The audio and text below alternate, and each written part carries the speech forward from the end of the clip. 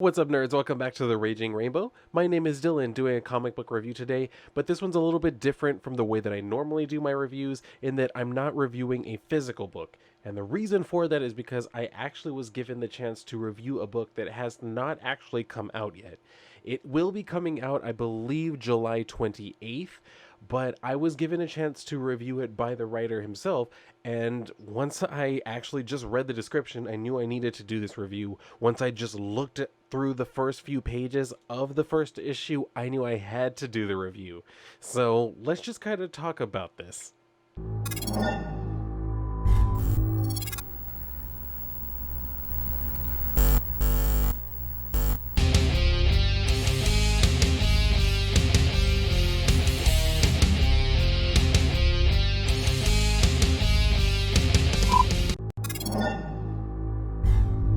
So here it is. This is the book that I will be talking about today. It is Stud and the Bloodblade.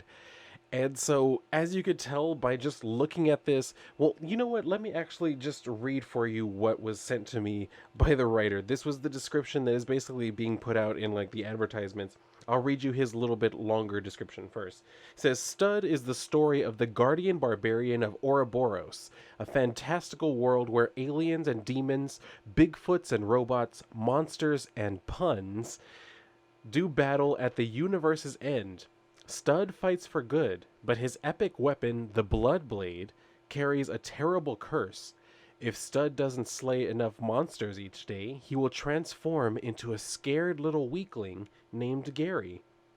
So it says, this is the shorter one that I've seen pretty much in all of the advertisements. It says, it's He-Man crossed with The Tick, crossed with Judge Dredd.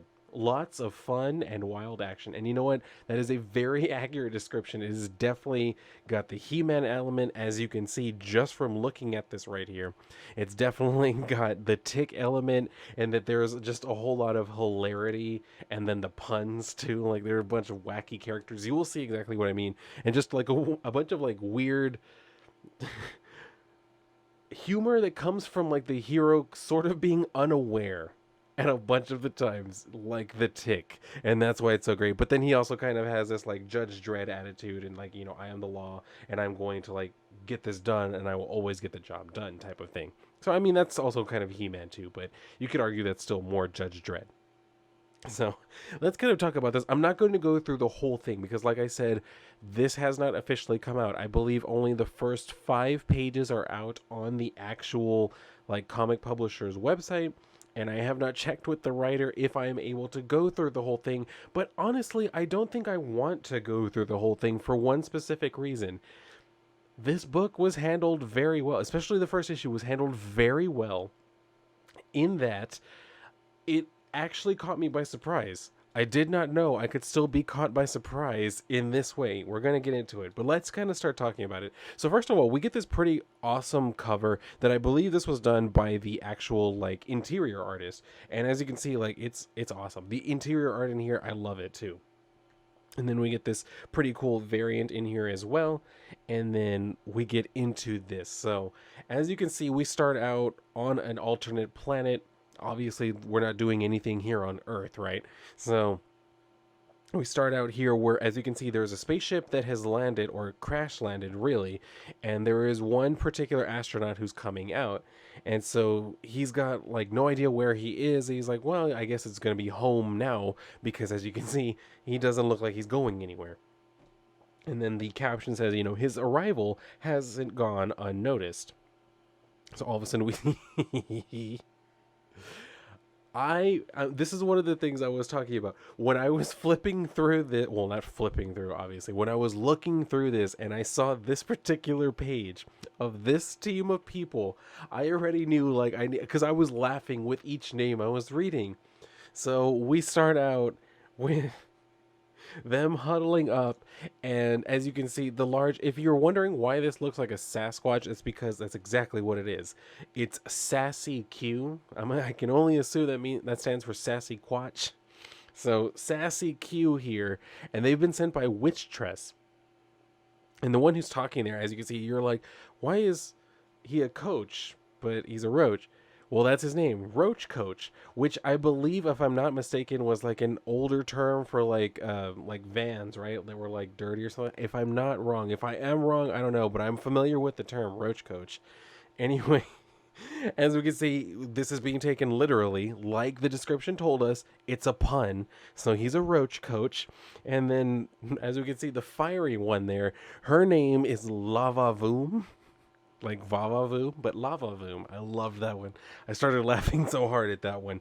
And then obviously the last one, as you can see, he has a guitar and he's obviously made out of some form of like quartz or something like that. So he is Rockstar. Don't you love it? And then they don't say the name of these two. Well, they do say in the next panel for one of them. This one that's looking more sort of like he has a jack-o'-lantern face. That's Canna Peaches. And then the other one, who is very obviously a gray alien. I should have guessed it, but I didn't until like they said it later on. His name is Roswell. So, should have guessed. But anyway, they see this spaceship down, and Roach Coach is saying like says that ship has a demon egg in it, so we're gonna bring it across the goal line. And that's another thing, he makes a lot of like sports jokes and references and through all of this. So he he tells them like, okay, let's go ahead and charge this, or they decide like they're going to go ahead and charge it because Canna Peaches is able to detect movement. So they get moving, and then the astronaut is starting to look around, and he takes off his helmet, and he's like, oh, well, at least the air is breathable. First order of business, search for signs of intelligent, and then he hears like the noise coming up behind him because, as I mentioned, Sassy Q is a sassy quatch. So he can hear her thundering footsteps coming up behind him, especially because she's wielding a tree axe. So she comes up, and he's like, what was that? And then he sees her as she's about to like hit him. So he jumps out of the way, and he's like, it's some kind of hominid, extremely agitated and pungent. So I can only imagine what she smells like. But anyway, all of a sudden, as he's trying to get away, Rockstar, who apparently just like melded into the ground, grabs his leg and tells him like, hold up, my dude. And he's like, my foot. So that stops him, or like trips him or whatever. And then they're like starting to ask him like, okay, where's the egg of the Demon King? And he tells them, ask a priest. I'm an astronaut. So all of a sudden he tells them, this is where he says, Roswell, I'm going to tell Roswell to penetrate your defense. So he's coming up and getting ready to do that. But then we can see this like slice thing going on. And unfortunately, poor Roswell gets literally cut in half. And then Roach Coach yells out unnecessary roughness. So we can see the Bloodblade here in the bottom shot, and then we finally get this shot of Stud wielding the Bloodblade. And as you can see, he's very obviously influenced by like He-Man, which I'm not at all upset about. Like, he looks awesome. He looks really cool. This design, like when I turned the page, I was like, well, when I looked at this page, I was like, oh my god, that's such a cool design. So especially by the time I got to this part of just previewing this, I already knew, yes, this is a book I want to read. So luckily I got sent the first 3 issues, you guys. Like, that was the best part. You are going to love the shit out of this story, because I know I did. But anyway, we're going to keep going. Like I said, this is all, if you were to go to their website right now, this is all that's actually there. But I'm going to hope and pray that the writer is okay with me just going ahead past this just a little bit. I'm not going to give away everything, even in this issue. But I'm going to give away just enough to tell you why I was so surprised by this book. So let's keep going. So Stud shows up. As you can see, he cut Roswell in half. And then he comes over and he cuts off Rockstar's head, and he's like saying, only dust and rock so far, give me blood. Because as you remember from the description, he needs to feed the blade blood. That's why it's called the Bloodblade. So he's telling the astronaut, like, get behind me. And he's telling him like, okay, whatever you say, guy with giant sword. And then he cuts Lava Voom in half as well. And then he cuts Canna Peaches. And then you can see he's literally a can of peaches, because when he cuts him, there's just peaches. And then he's even thinking to himself, bah, he's nothing but peaches. Which for me would be a dream come true, because I love peaches, especially even canned peaches. So this would be a dream come true for me, just to, well, not to kill this guy. That's kind of dark. But you know what I mean. So Then he goes on to kill Sassy Q, and that's where he's like, finally some blood to feed the blade. He's like, that should buy me a few hours to keep him from transforming, if you remember. Otherwise, he will transform into the weakling Gary. So all of a sudden, Roach Coach is thinking to himself, time to punt. And then he manages to like stop the blade that was thrown at him by holding up his clipboard. And he says it was a game of inches. So Stud is like, damn that clipboard or whatever, because he managed to get away. And then the astronaut is telling him, like, thank you. I thought I was about to get hogpiled by the collective unconscious. And then we see he has a pet armadillo. That's his steed, an armadillo. As a Texas boy, I love seeing that. I see armadillos all the time. I've never touched one because I know that they're like, you can get diseases and shit from touching them. I think, if I remember correctly, especially out in the wild. But anyway, I've never touched one, but I see them all the time. And like, well, not all the time, but I've seen them. And seeing one in here, I was like, oh my god, it's a dillo, which that's what he calls it, a dillo, or just dillo. And then he has Dillo coming up, and he's asking, the astronaut, like, what do you mean? And he tells him, like, the alien, Bigfoot, demons, those are stories my people tell, which, all right, yeah, considering the whole Earth thing, those are, like, urban legends we have. I could see why running into actual alien beings who are those actual things would be a bit of a trip. So, Stud is telling him, like, yes, stories, myths, dreams, all emerge from the Eidolon Sea to walk this land. And so the astronaut's asking him, like, and this land is, so that's where he finally tells him, Ouroboros, where time itself loops back around, which is what an Ouroboros is. If you know that symbol with the snake thing where it's eating its tail, that's an Ouroboros. So he's saying where time loops back around. When our sun, Omega Alpha, completes its dance, the universe begins anew. And then the astronauts tell him, like, I know, end times. My planet was dying, so we set off to scout for a new home. Now my crew is dead. And then he tells him, like, well, wherever you came from, you are here now and safe. For I am Stud, protector of Ouroboros. And, it didn't really, like, the irony of the fact that he's literally called Stud didn't really, like, get funny to me until I was, like, halfway through this. Because when I saw it, I was like, okay, his name is Stud. I just accepted it, even though Stud. But finally, at some point, like, him getting called Stud over and over, I was like, it's funny. It is funny that his name is Stud. But anyway, the astronaut tells him that his name is Ben Astrozino, or Astro for short. So he tells him, like, oh, an astronaut named Astro. Like, maybe you fit in perfectly here in Ouroboros. And he's like, I'll take you to Prime, finest of cities. There you will find any help you need. And then we can see this type of thing that kind of reminded me of, like, Gallifrey, like where the Time Lords had, like, their main city, like where it was all bubbled up. Like, that kind of, it reminded me a little bit of that. But, like, in the best way, because on this mountain and everything, like, this just looks really cool. So anyway, Astro was telling him, like, okay, sounds like the place to be. So he says, yes, Prime is a wonder, yet some would stop at nothing to topple it into these hellish lands below. So we see one of the people who is one of those people, which is this witch who kind of looks like the Wicked Witch, from the Wizard of Oz movies, but even better, her name is Witch Tress. And so she's telling Roach Coach, like, where's the demon egg, or the Demon King, the egg of the Demon King. And he's saying there was a delay of game. It was Stud who showed up. And then she's like, once we have the egg, I will be far too powerful for even that brute. So find it. And he's like, I looked in the ship, but I just found a bunch of dead people. Bunch of dead people out here, too, if you didn't notice. And then she's like, if I have to come down there and find the egg myself, I'll squash you for my trouble. And he's like, okay, I'll look again. But first, tell me, Stud said you made him kill the others. What did he mean? And she's like, just bring me that egg and your friends' deaths won't have been in vain. Fail and you'll join them. And then she just poofs out. So all of a sudden he hears this sound coming from this pool of lava. So it's Lava Voom. And he's like, oh, Lava Voom, you're alive. And she's like, just barely. And then he tells her, we're the only ones left. Stud sacked us good. So she's like, please, no more sports talk or I'll wish you finished the job. So he's like, there's that fire in the belly. I say we call an audible and get revenge on Stud. And he's like, can you walk? And so she has to remind him, I don't have legs. So He says it's time for a quarterback sneak, and then he's like looking at his dead comrades. So we're getting close to like the surprising part where we get to this like little inn or wherever, and Stud is telling Astro like, okay, we've traveled long enough, so we're gonna go ahead and like bunker down for the night. I'll find you a room, that way you have a place to sleep. And then they walk in, and as you can see, everybody knows Stud, which, since he's the protector of the planet, that kind of makes sense, right?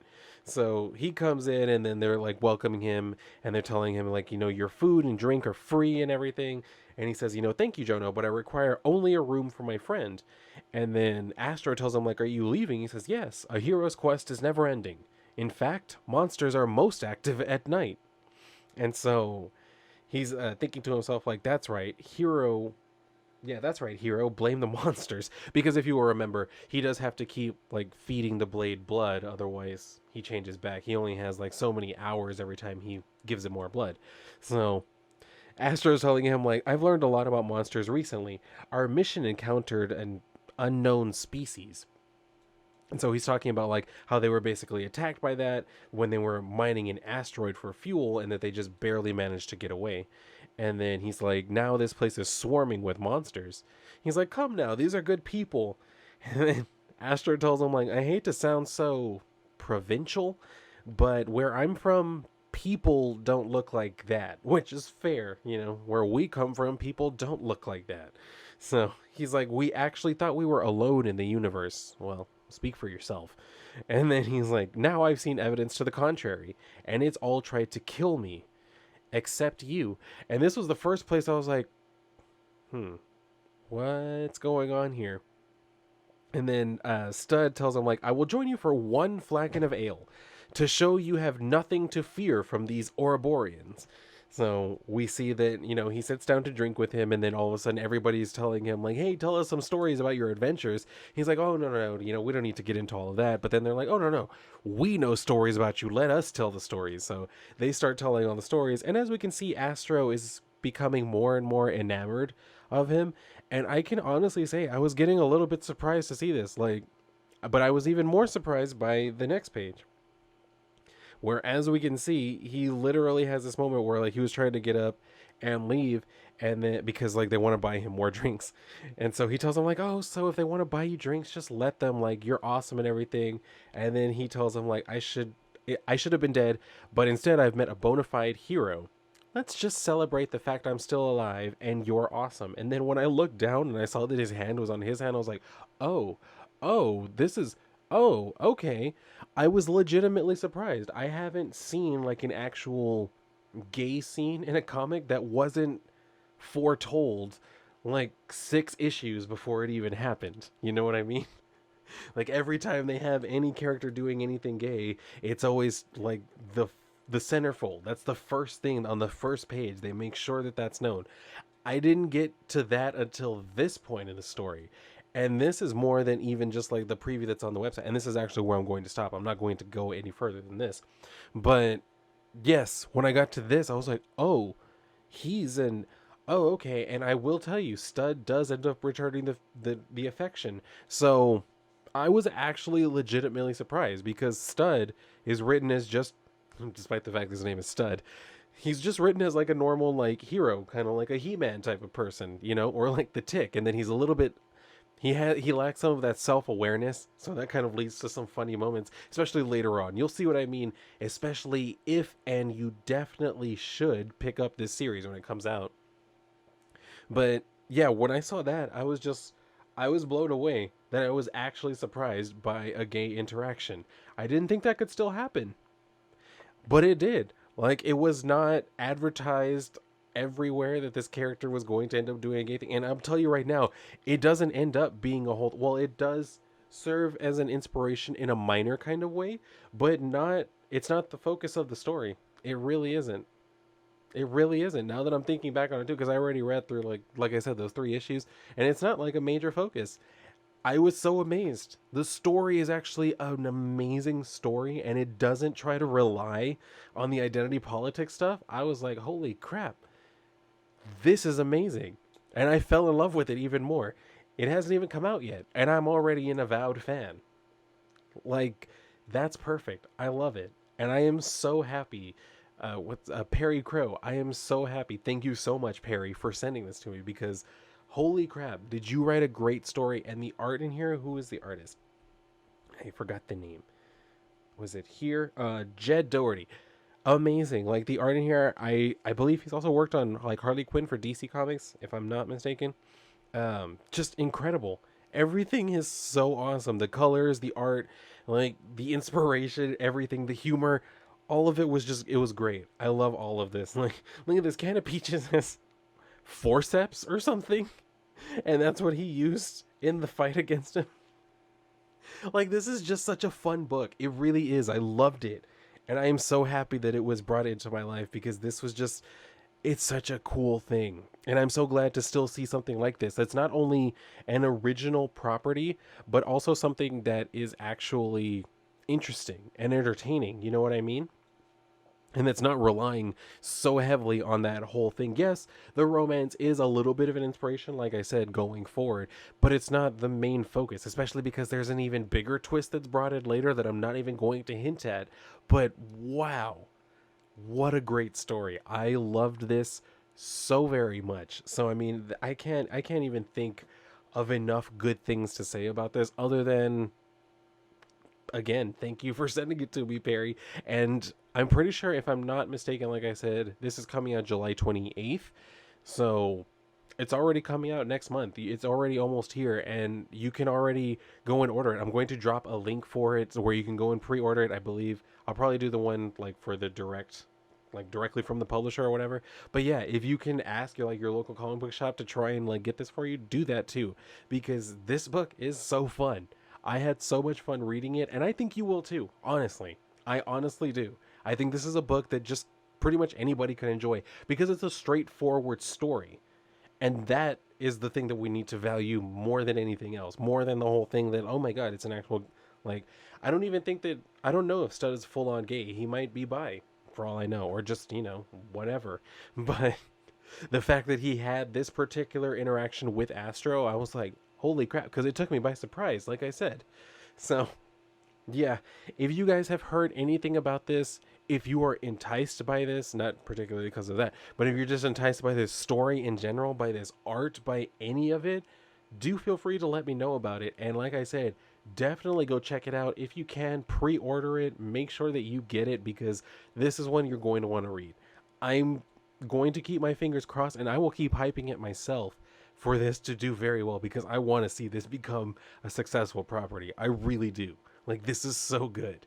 But anyway, guys, yeah, that's going to do it for me on this one. So let me know your thoughts down below. And if you enjoyed this video, then do like the video and subscribe if you want to come back for more comic book reviews. But if you guys are done, then go read a book or pre-order this one.